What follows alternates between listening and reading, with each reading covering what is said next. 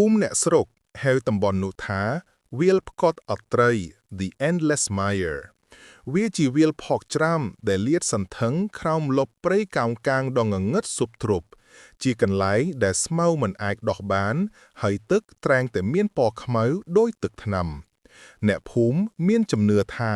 ផកនៅទីនោះមិនត្រឹមតែជាដីធម្មតាទេ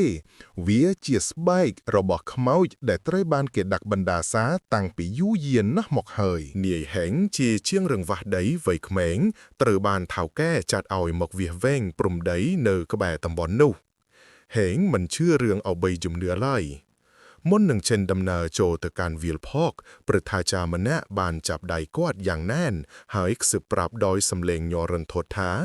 កុំចូលទៅទីនោះពេលថ្ងៃលិចខ្មោចផកវាឃ្លានពេលព្រលឹបវាមិនអូឯងចូលទឹកទេតែវានឹងលេបត្របាក់ឯងក្នុងផកទៀងរស់ហេងសើចតិចក្នុងចិត្តតែគាត់សម្រេចចិត្តធ្វើការឲ្យរួចរាល់មុនយប់មកដល់ប្រហែលម៉ោង5ល្ងាចព្រះអាទិត្យចាប់ផ្ដើមលេចបាត់ពីកែមេឃភាពត្រជាក់ចម្លែកបានសាយភាយរំពាត់វាលផកហេងដើរតាមកែមល្បាផកដោយប្រុងប្រយ័ត្នគ្រប់ជំហានរបស់គាត់សុទ្ធតែបន្សល់ទុកនៅសំឡេងស៊ូបដូចជាសត្វកំពុងត្រីបានទាញចេញពីឆ្អាញ់ភ្លាមនោះដីដែលហេងកំពុងឈើបានស្រុតចុះបន្តិចដោយមិនដឹងខ្លួនគាត់ក៏ដឹងថាជើងរបស់គាត់ត្រូវបានល្បាប់ផកស្អិតល្មួតចាប់ជាប់ត្រឹមកជើងគាត់ព្យាយាមទាញជើងចេញប៉ុន្តែជំនួសឲ្យការរើរួតផកនោះបែរជារឹតបន្តឹងកាន់តែខ្លាំងហើយចាប់ផ្ដើមបឿតជន់ចុកខ្លួនគាត់ចុះក្រោមយឺតភាពភ័យខ្លាចបានលុកលុយពេញរាងកាយហេងនៅពេលដែលគាត់ឮសំឡេងចម្លែកមួយ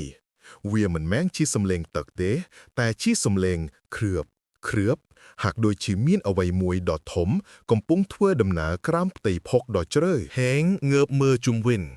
អពួកពណ៌ប្រផេះបានឡានក្រាស់ហ៊ុំព័ទ្ធដើមឈើដែលបាក់បែក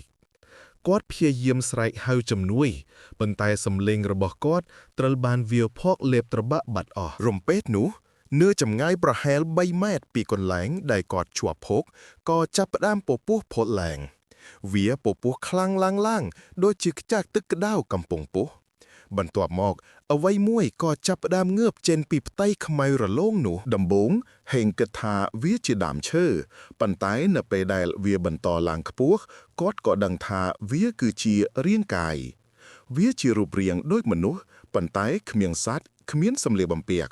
វាត្រូវបានបង្កើតឡើងសុទ្ធសាធពីផកខ្មៅស្អិតល្មួតទាំងស្រុងរូបរាងរបស់វារលីងរលោងប៉ុន្តែមើលទៅរាងធំត្រលុកត្រលុនហាក់ដូចជាវាបានស្រូបយកអ្វីជាច្រើននៅក្នុងខ្លួនរួចទៅហើយអ្វីដែលគួរឲ្យខ្លាចបំផុតនោះគឺភ្នែករបស់វានៅចំកណ្ដាលក្បាលភោគដែលគ្មានទ្រង់ទ្រាយត្រឹមត្រូវភ្នែកភីគូបានរះឡើងដូចជាពន្លឺភ្លើងពណ៌លឿងដ៏ស្រអាប់នៅពេលយប់ភ្នែកទាំងនោះសម្លឹងមកកាន់ហេងដោយកែវភ្នែកដែលពោពេញទៅដោយភាពស្អប់ខ្ពើមនិងភាពឃ្លានដ៏អស់កល្បជានិច្ចខ្មោចផុកនោះបានលើកដៃម្ខាងរបស់វាឡើងដៃនោះវែងអន្លាយគួរឲ្យស្អប់ខ្ពើមត្រឹមតែជាដីល្បាប់ដែលប្រែคล้ายជាម្រាមដៃវែងទាំង5ហើយវាបានលូកចូលមកចាប់ជើងរបស់ហេងហេងស្រែកឡើងដោយមិនដឹងខ្លួនភាពត្រចៀកដែលពន្ចិនពីដៃភក់នោះបានចាក់ស្រេះចូលទៅក្នុងសាច់របស់គាត់ហេងបានប្រមូលកម្លាំងដែលនៅសេះសល់ទាំងប៉ុន្មានវាយទៅលើក្បាលរបស់ខ្មោចផកដោយកាំបិតរង្វាក់ដីផកក៏ខ្ទាតចេញប៉ុន្តែវាមិនឈឺចាប់ឡើយព្រោះវាមិនមែនជាសាច់ឈាម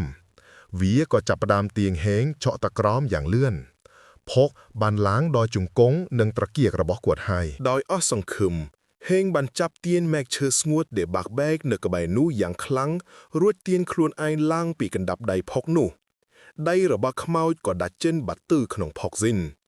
ហេងបានលូនចេញពីវាលផកទាំងរបួសរលាត់ដៃជើងពេលដែលគាត់បានដល់ដីគោកហើយងាកទៅមើលវាលផកវិញរូបរាងផកដកខ្មៅងងឹតនោះក៏បានលិចបាត់ទៅក្នុងផ្ទៃល្បាប់វិញដោយបន្សល់ទុកតែសំឡេងបឿតចិញ្ចក់ចុងក្រោយប៉ុណ្ណោះហេងបានរត់ចេញពីទីនោះទាំងអារម្មណ៍ភ័យខ្លាចបំផុតគាត់រត់ដោយមិនហ៊ានងាកក្រោយរហូតដល់ភ្លើងភូមិបានលេចឡើងនៅពេលដែលគាត់មកដល់ផ្ទះសំណាក់ហើយដោះខោអាវចេញគាត់ក៏ងើបមើលស្នាមដែលខ្មោចផកបានចាប់គាត់នៅលើស្បែកផ្លៅរបស់គាត់មិនមែនជាស្នាមរឡាត់ឬស្នាមឈាមឡើយ វាជាស្នាមប្រអប់ដៃផកដ៏ខ្មៅងងឹតមួយដែលបានបោះពុំជាប់នៅលើស្បែករបស់គាត់យ៉ាងច្រៅទៅហើយទោះបីជាគាត់ព្យាយាមដោះលាងប៉ុន្មានដងក៏ដោយក៏វាមិនព្រមចេញឡើយហេងដឹងថាខ្មោចភុកមិនបានសម្លាប់គាត់ទេតែវាបានបន្សល់ទុកនៅផ្នែកមួយរបស់វានៅជាមួយគាត់យប់នោះហេងមិនអាចដេកបានទេគាត់បានដេកស្ដាប់សំឡេងស៊ូបស្រាលដែលចេញពីក្នុងបន្ទប់ជានិច្ចដូចជាដីល្បាប់កំពុងរំកិលយឺតនៅពីក្រោមក្រែរបស់គាត់ដឹងថាខ្មោចផុកកំពុងរងចាំឱកាសដ៏ល្អមួយដើម្បីទាញវិញ្ញាណរបស់គាត់ចុះត្រឡប់ទៅកាន់វាលផុកឥតត្រៃវិញជារៀងរហូតហើយស្នាមប្រអប់ដៃខ្មៅស្អិតលុះគឺជាសម្បត្តិអនុញ្ញាតរបស់វា